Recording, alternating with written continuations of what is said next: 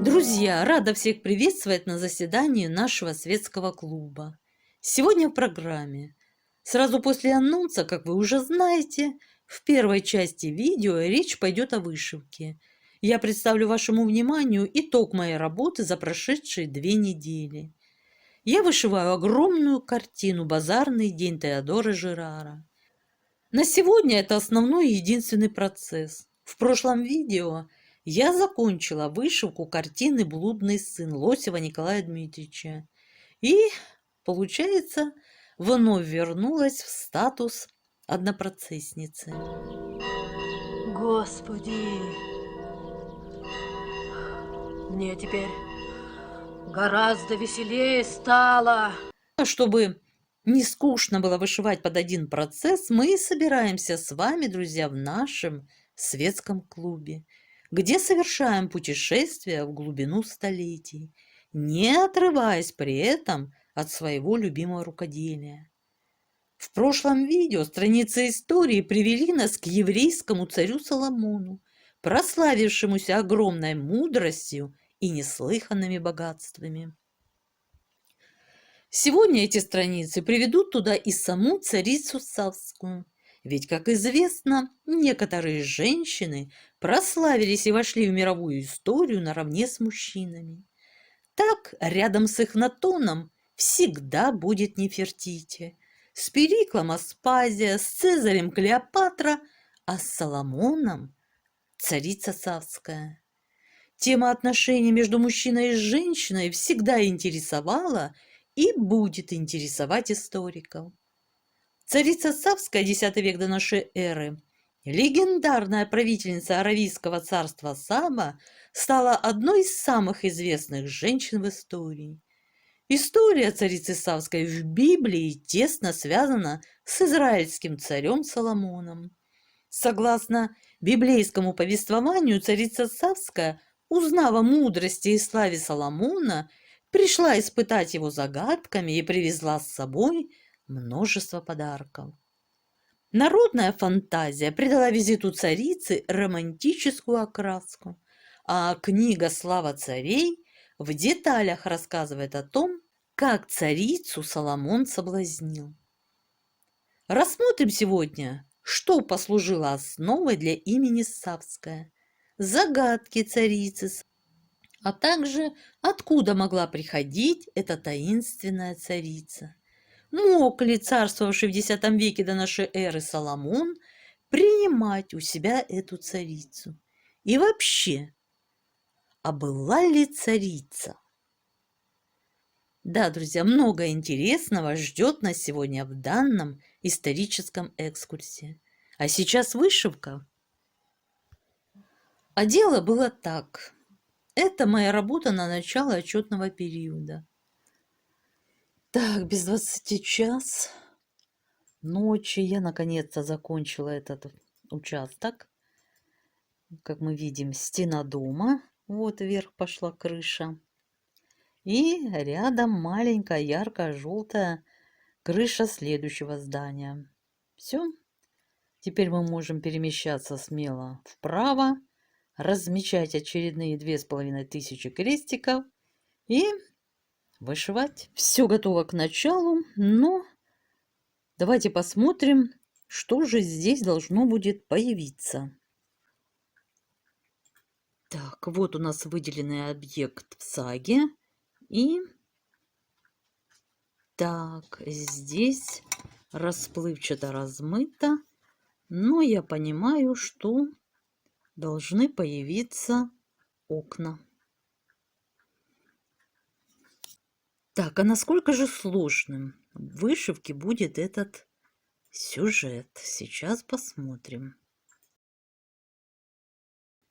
Так, открылось у нас окошечко с символами и смотрим. Единичек у нас будет 4 штучки. Дальше 4 штучки двоечек. 3 трешки. Сейчас будет 4 четырешки. Нет, 3 четырешки, пятешечка одна. Шестерочек. Буквально 4 штучки. Семерочка, восьмерочка. И понеслось. Дальше поболее уже количество крестиков в символе и самый крупный символ по количеству крестиков, у нас будет стрелочка вверх, и состоять он будет из 260 крестиков. Вот так. А где же они будут, интересно, расположены? Вот как они будут расположены. Да, ну хорошо. Вот к этому мы сейчас будем стремиться. Ну, за сегодня результат, конечно, капля в море. 352 крестика. Ну ничего, надеюсь, что в следующий раз результат будет лучше. Так, ну вот так выглядит в законченном виде этот эпизод. Вот это, я так понимаю, кошка.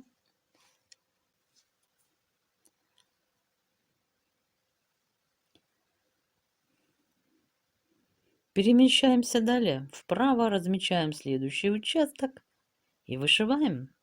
Как вы видите, мы все ближе и ближе к нашему пока единственному персонажу Меркурию. Да. И к небу, вот где уже мы с вами отдохнем. Ну вот, подготовили поле деятельности в 2500 крестиков.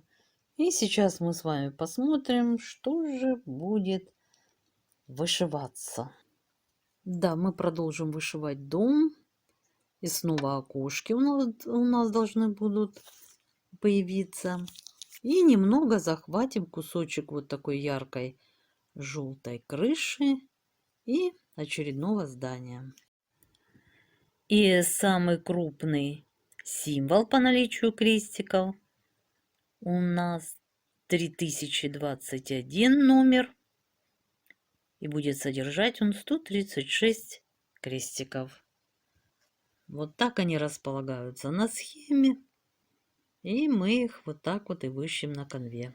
И вот прибавилось еще 200 крестиков. Растет картина. Дома растут. Да, вышиваются они совсем несложно. Сплоченной группки крестиков или с хорошо обозначенным маршрутом. Но, конечно, такой россыпи, как на крыше черепичной, такого здесь на стенах, на окнах не встречалось. Вот такая красота. Появилась яркость солнечной крыши. Итак, почва для вышивки готова. И сейчас мы посмотрим, что должно будет здесь появиться. Так, друзья, ну что, здесь мы продолжим вышивать постамент и, как я понимаю, фонтан Меркурия. Закончим вышивать дом, очередное строение, и появится крыша следующего. Ну и, конечно, как я понимаю, дом, какое-то строение вдалеке. Так, насколько же многоцветен будет этот элемент? О, единичек сколько, друзья! Не соскучишься. Ой-ой-ой-ой. И это все еще... Ой-ой-ой. Да, у меня такого еще не было количества единичек на участке в 2500 крестиков. Двушек тоже просто усеяно будет. Очень много тоже. Ну, чуть меньше, конечно, трешек. Много четырешек. Да, многообразие символов ждет нас в этой области. Так, а какой же символ самый многокрестиковый? Так, это бленд. И состоять он будет из 126 крестиков. Но участок обещает быть сложноватым. Ну, посмотрим. Здесь же еще главное, как расположены крестики одного символа. Если это будет сыпь, то да, можно сказать, что они тоже единички, просто одноцветные. А если это группы крестика, то они вышиваться будут быстро и легко. Вот, например, как на этом участке. Вообще самое сложное из всего вышитого — это крыши домов, а самое легкое, конечно, небо. Самое интересное — Меркурий на шаре. Ну и обычно присущая многоцветке сам дом. Итак, вышила я все единички и двушки на выделенной области, и в общей сложности количество вышитого составило 75. Вот так. Вот столько единичек и двушек. Ну, теперь приступаю вышивать трешки. 36 трешек уже вышиты на этом участке. Идем дальше. И вот такой результат у нас за сегодня. Что-то, конечно, вырисовывается. Во всяком случае, пытается. Но пока сложно сообразить, что это такое. Надеюсь, завтра все станет на свои места. Да, участок еще этот не закончен, но все-таки 1300 крестиков внесли маломальскую ясность. Все, сегодняшний день давно уже подошел к концу, и я буду уже завершать вышивку. Итак, воскресенье, 3 ноября, и 400 крестиков завершили данную область. Вот такой красивый рельефный постамент у нашего Меркурия, очень красивый. Получился здорово. А на заднем плане стала появляться улочка, которая, я надеюсь, в скором времени заполнится героями картины. Вот так. Сейчас будем перемещаться, как обычно, вправо, разметим очередной участок и приступим к вышивке. Подготовка прошла успешно. Перед нами поле в 3500 крестиков. Да, вот такое количество должно будет быть вышито. Ну, как вы понимаете, друзья, да, вышиваться будет сплошное небо. Ой, ну и, конечно, такое пропустить я не смогла, друзья. Давайте посмотрим, какой по сложности это будет участок. На мой взгляд, наступил снова разгрузочный день. Вот 2 единички, 2 двушки, 1 семерочка, девяточка, 12, 19 и понеслось. 88, 156, 322, вот 355, 659, 696 и финальный 970. Вот так. Вот такой участок. Будет само удовольствие. А вот так этот участок должен будет выглядеть на конве. Небо. Сколько воздуха. Красота.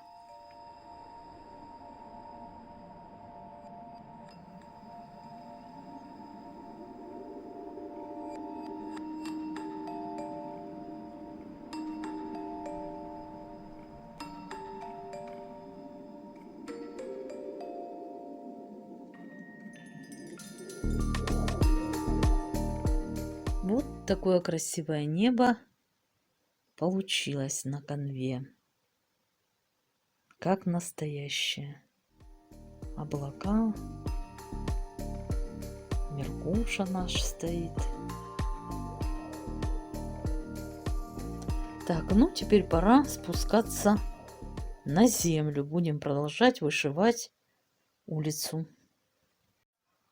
Ну, как мне кажется, здесь далеко не только улочка должна будет появиться, но и достаточно неба будет вышиваться. Вот такое ярко-голубое, красивое, крыши яркие, солнечные.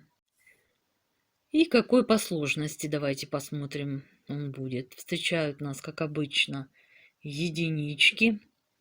Их достаточно много, на мой взгляд, да. И двушечек, о, сколько.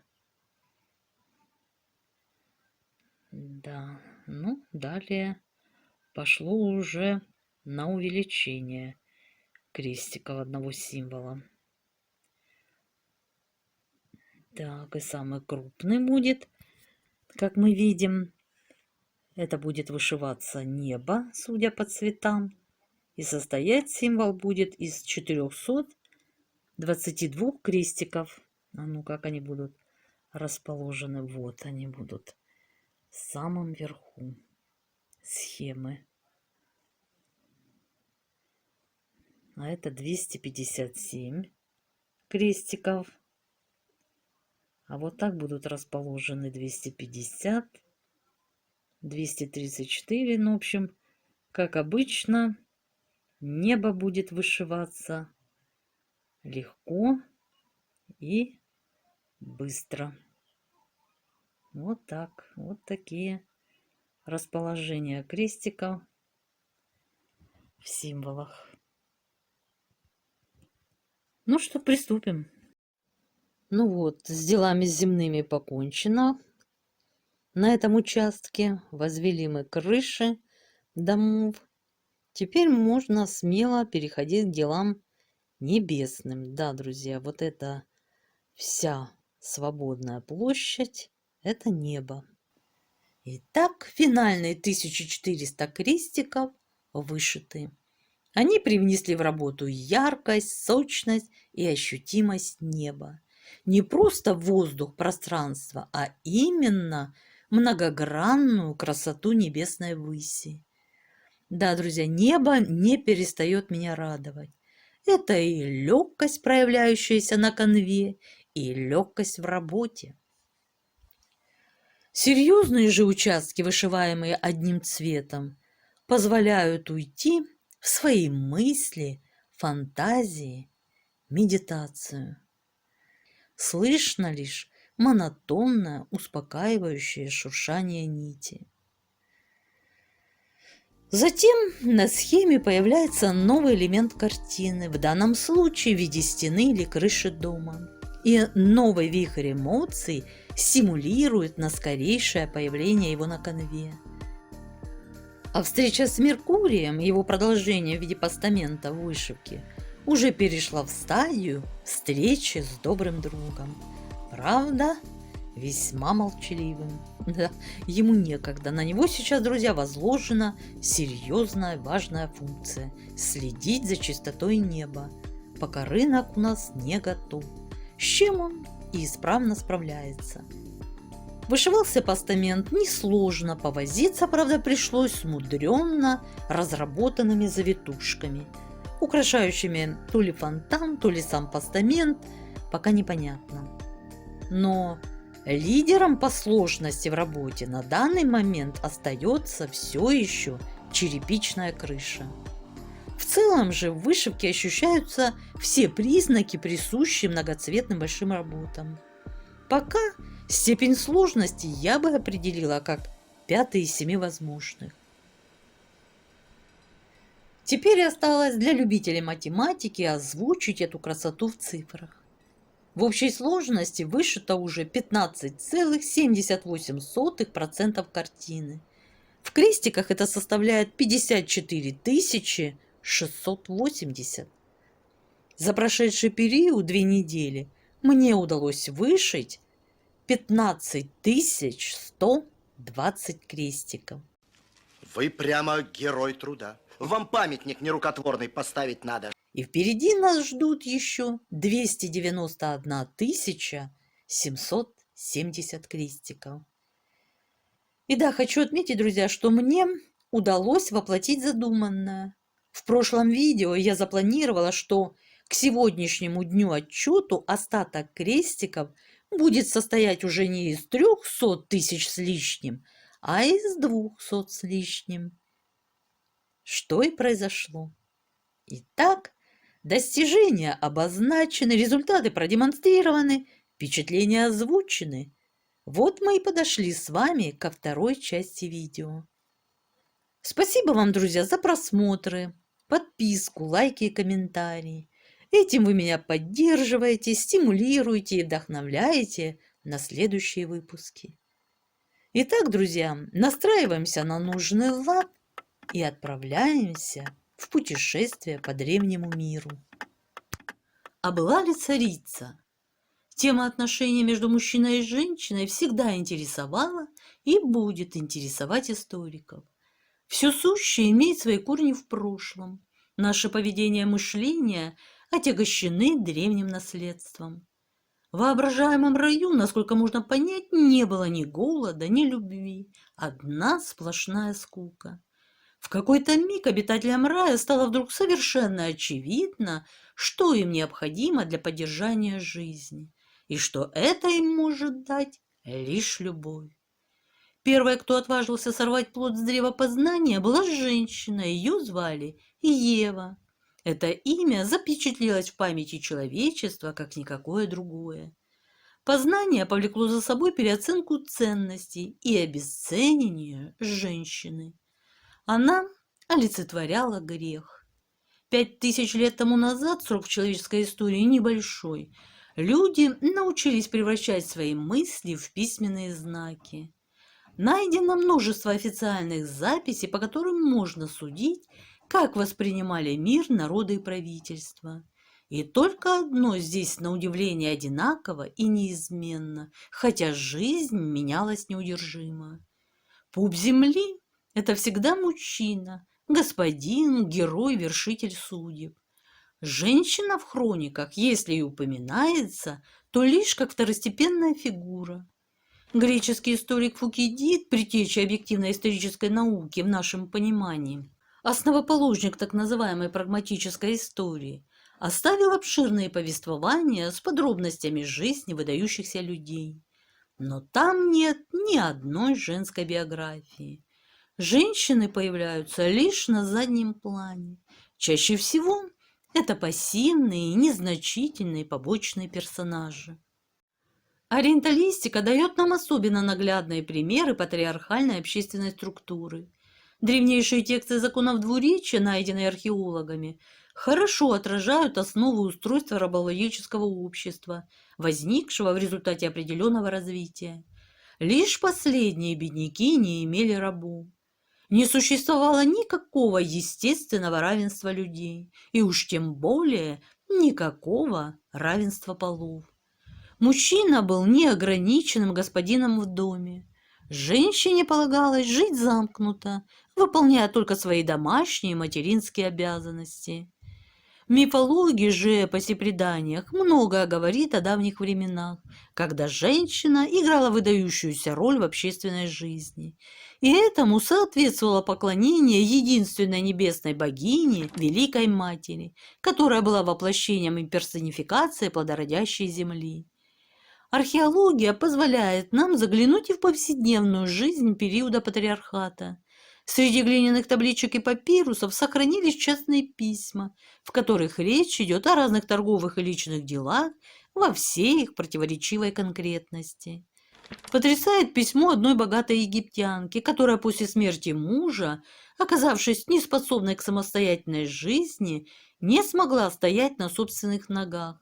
Продала себя и своих детей в рабство, да сверх того вынесла все имущество в уплату за свое содержание.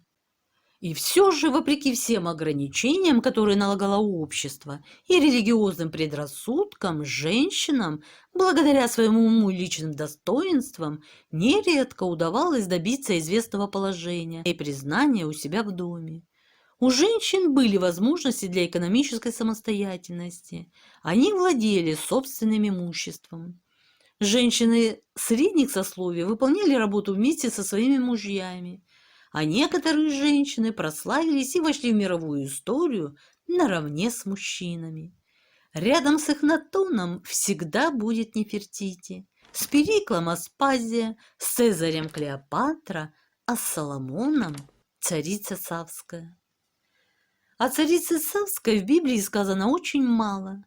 Известно только, что, узнав о богатстве и мудрости царя Соломона, она прибыла к нему в гости и привезла с собой много подарков. И захотела испытать мудрость царя загадками. Но Соломон ответил ей на все вопросы. Царица подарила ему 120 талантов золота, великое множество благовоний и драгоценные камни. Царь не остался в долгу и, в свою очередь, предложил гости взять у него все, что она пожелает. О чем они говорили, что делали, кто эта царица, откуда родом, в Библии нет никаких сведений. Какие же события легли в основу этой краткой истории? Основой для имени Савская послужило название земли, которая называлась Сава. Эта страна находилась на территории нынешнего Йемена на берегу Красного моря. В течение тысячелетий эта страна не знала борьбы за власть между наследниками престола, военных переворотов, мятежей на окраинах своей обширной территории. Всю долгую историю страной правила одна династия. Государство на этой земле родилось из договора о неумуках завоеваний.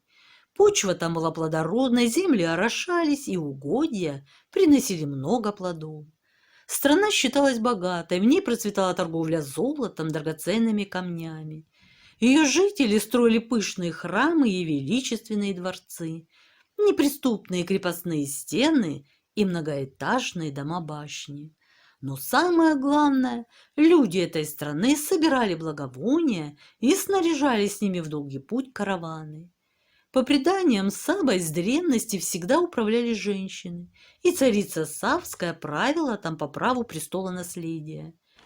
Можно также предположить, почему царица Савская собралась в гости к Соломону.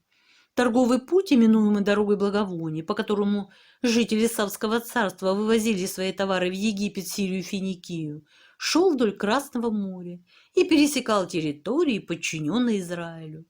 Поэтому благополучное продвижение караванов зависело от доброй воли Соломона. Царица Савская, скорее всего, приехала с чисто практической целью – щедрыми дарами и обещаниями доли в прибылях склонить израильского царя к заключению договора о дружбе. Историк Иосиф Флавий, живший в I веке и хорошо знавший Ветхий Завет, подтверждает факт прибытия царицы Савской к Соломону. Но в своих сочинениях он ни словом не обмолвился о том, как выглядела царица и о чем вела переговоры с иудейским правителем. И убедил ли царицу мудрец Соломон принять иудейскую веру, неизвестно. А вот народная фантазия придала визиту царицы романтическую окраску. Книга «Слава царей» в деталях рассказывает о том, как царицу Соломон соблазнил. Пораженный яркой красотой царицы, он воспылал к ней страстью. Но гордая царица не отвечала Соломону взаимностью. Тогда влюбленный царь пошел на хитрость. Он приказал своим слугам угостить царицу очень вкусной, но очень соленой едой. Ночью, измучившись от жажды, царица выпила воды, которую Соломон предусмотрительно приказал поставить рядом с ее постелью. В этот момент вошел Соломон, обвинил гостью в том, что она присвоила его имущество, и на этом основании заставил ее уступить. На следующий день царица покинула Иерусалим, а вернувшись домой, вскоре родила сына. Когда принц повзрослел, он сам отправился в Иерусалим, но в конце концов вернулся обратно на родину, принеся с собой ковчег завета, который он и его компаньоны украли из храма. Звали его Менелик. Абиссинцы по сей день утверждают, что именно от него происходит династия эфиопских царей Негусов. Так подлинный Моисеев ковчег завета якобы оказался в Аксуме. Он стал величайшей святыней абиссинцев, и никто из живущих не имеет права увидеть его. Во время праздника в честь окончания поры дождей выставляется для всенародного обозрения копия ковчега. О царице Савской писали представители самых разных народов и религий. Образ царицы благодаря этим рассказам становится ярче, но недостоверней. В толкованиях Библии приводятся загадки царицы, которыми она испытывала мудрость Соломона. В разных источниках загадки разные. Кто не рождался и не умрет? Бог, да будет он благословенен. Какая земля лишь раз видела солнце? Та, которую покрыли воды в день творения, расступившиеся лишь когда Моисей вел по нему народ израильский, дном Красного моря. Что за ограда с 10 дверьми? Когда одна из них открыта, 9 замкнуты. Когда же открываются 9, закрывается одна. Это ограда женская лона. 10 дверей, 10 отверстий в теле. Глаза, уши, ноздри, рот, отверстия для избавления от нечистот и пупок. Когда плод находится в чреве, в его теле открыто лишь отверстие пуповины, в то время как остальные отверстия замкнуты. Когда же ребенок выходит из чрева, пупок закрывается, а остальные отверстия раскрываются. Что неподвижно, пока живо, но находится в движении после того, как ему снесут макушку. Дерево, из которого изготавливают корабль. Что за 3 вещи, которые не были ни едой, ни питьем, ни воздухом, но спасли 3 от смерти? Печать, веревка и посох. Имеется в виду история Иуды и Фомарь, где 3 – это Фомарь и 2 ее сына. Иуда женил своего сына Ира на Фомаре, а вдовев, она была выдана замуж за 2-го сына Иуды, Анана, и также овдовела. Обманутая обещанием свекра Иуды выдать ее за младшего его сына, решилась сойти с самим свекром Иуды, от которого родила 2 детей, соблазнив его инкогнито, как блудница, и в качестве будущего доказательства выпросив у него печать, перевязь и трость. Эти предметы были ею представлены, когда Иуда хотел казнить беременную вдову невестку за блуд. В пещеру вошли втроем, а вышли в 5. Лот, его 2 дочери, их 2 детей. Из Содома вышел только Лот, его жена и 2 дочери. Ангелы велели бежать Лоту на гору, нигде не останавливаясь и не оборачиваясь, чтобы спасти душу. По дороге жена Лота нарушила указание и обернулась, в результате чего превратилась в соляной столб. Сам Лот вместе с дочерьми поселился в пещере на ближней горе. Там произошло кровосмешение. Отца Лот был пьян с дочерьми, которые полагали, что весь человеческий род погиб, и только они 3 остались живы. Сначала со старшей дочерью, а на следующий день с младшей. У старшей дочери родился сын, и у младшей. Мертвец живой, могила движется, а мертвец молится. Что это? Иона в чреве кита. Как повествует Писание, пророк Иона получил от Бога повеление идти в ассирийскую Ниневию с проповедью покаяния и предсказанием скорой гибели города, если его жители не раскаются в своих грехах и злодеяниях. Но пророк, вместо того, чтобы повиноваться повелению Божию, сел на корабль и отправился в дальнее плавание. Однако Господь, желая вразумить раба своего, воздвиг сильный ветер, и на море поднялась великая буря. Корабельщики в ужасе перед неминуемой гибелью бросили жребий, чтобы узнать, за чьи грехи они навлекли на себя гнев Божий. Жребий пал на Иону, который сознался в своем грехе неповиновения Богу и попросил мореплавателей бросить его в море. Как только они сделали это, волнение сразу улеглось. Между тем пророка Иону по повелению Божию проглотил кит, и пробыл Иона в его чреве 3 дня и 3 ночи. Поверженный в море и поглощенный китом, Иона не мог не чувствовать смертельной скорби. Но он не потерял присутствие духа, особенно когда увидал себя невредимым. В нем явилась надежда, что Господь даст ему снова увидать свет Божий и спасет его из глубины морской. Исполненный этой надеждой, он стал молиться Господу Богу, каясь перед Господом во грехе своем. Услышав эти молитвы, Господь повелел киту, и тот изверг Иону на сушу. Кто те 3, евшие и пившие на земле, но не рожденные от мужчины и женщины? 3 ангела, явившиеся Аврааму. 4 вошли в дом смерти и вышли живыми, а 2, войдя в дом жизни, стали мертвы. 4 Даниил, Анания, Мисаил и Азария, отроки в пище огненной. 2 Надав и Авиуд, сыновья Аарона. Анания, Азария и Мисаил, друзья пророка Даниила, были брошены в огненную печь по приказу царя Навуходоносора за отказ поклониться идолу, но были сохранены архангелом Михаилом и вышли оттуда невредимыми. А Надав и Авиуд вскоре после своего вступления в священство согрешили, нарушив Божье повеление относительно вожжения Фимиама, и немедленно погибли, будучи истреблены огнем, снисшедшим от Господа. Сущность их вины в том, что они принесли пред Господом огонь чуждый, то есть огонь обыкновенный, а не тот, который по повелению Божию должны были брать с жертвенника всесожжения. Кто те, кто родится, но не умрет? Пророк Илия, который был взят на небо живым, и Мессия, что не было рождено, хотя ему дали жизнь. Золотой телец, идол, сделанный Аароном по просьбе народа во время отсутствия Моисея. Золотой телец – предмет культа отступивших от Бога Израиля. Во время исхода, когда Моисей был на горе Синай и оставшийся без него народ стал роптать, Аарон для успокоения народа сделал из золотых украшений, собранных у них, золотого тельца. И сказали они тогда: «Вот Бог твой Израиль, который вывел тебя из земли египетской». Что, хотя и производится землей, делается человеком и питается вышедшим из земли? Фитиль. Была женой 2, родила 2, и все 4 дети одного отца. Фомарь.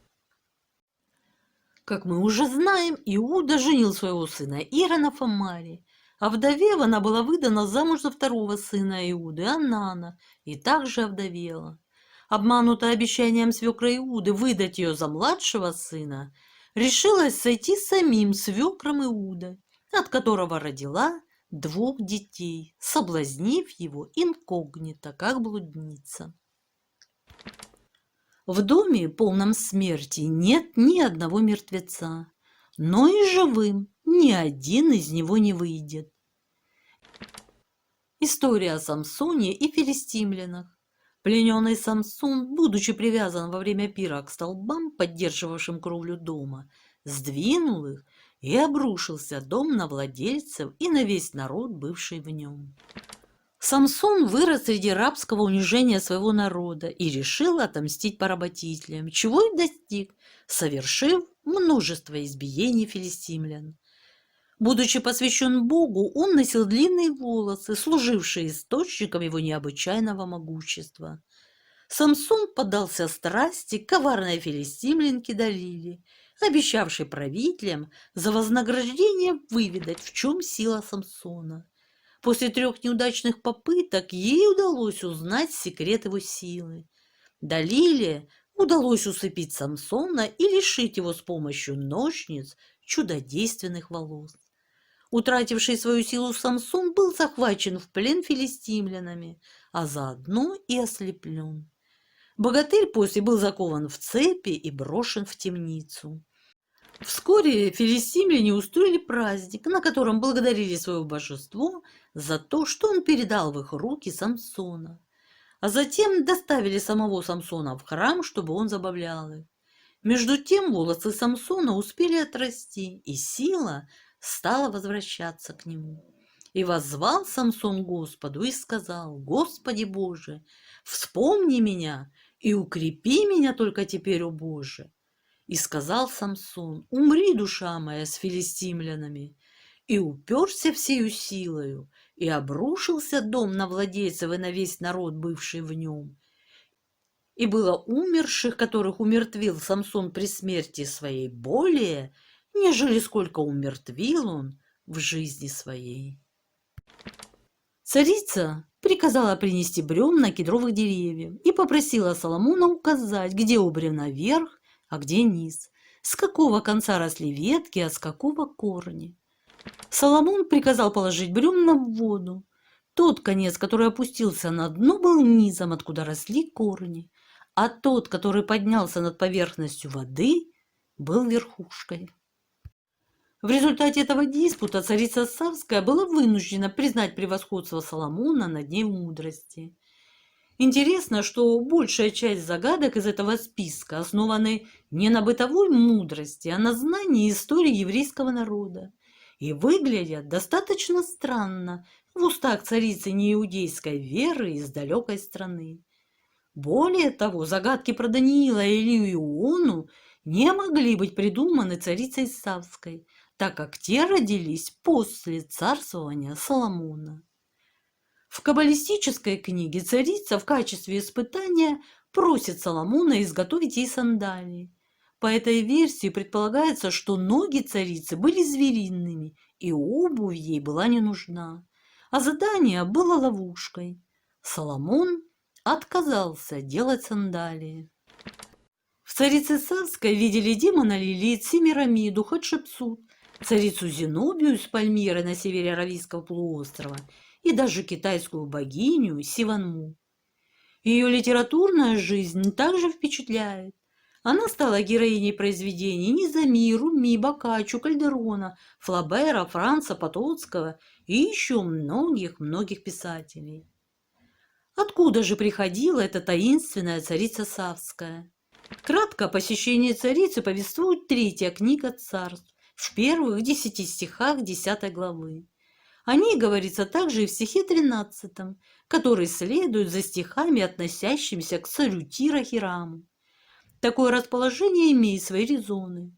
В самом деле визит царицы Савской как бы повторяет, воспроизводит те отношения, что завязались между Соломоном и Хирамом, как бы моделируя эталон отношений, которые должны были бы устанавливаться между царем Израиля и иноземными государями. Царица Савская и царь Тира в унисон возносят хвалу величию Соломона.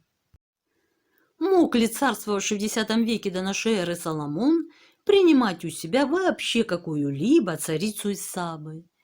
Ничто не говорит о том, что в эту эпоху дипломатические отношения между Иерусалимом и Сабой уже существовали. Впрочем, некоторые аравийские царицы истории знакомы, но все они из Северной Аравии. Скорее всего, библейский рассказ был составлен к вящей славе Соломона. И если под ним и имеются какие-то реальные исторические факты, они подверглись основательной переработке. К тому же собственное имя царицы так и не было названо. Поэтому и возникает вопрос, а кто, собственно, посещал царя Соломона в Иерусалиме, чтобы восхититься его мудростью и загадать ему несколько загадок. Спасибо за внимание. Ставьте лайки, если вам было интересно. На сегодня у меня все. Всего вам доброго. Пока-пока.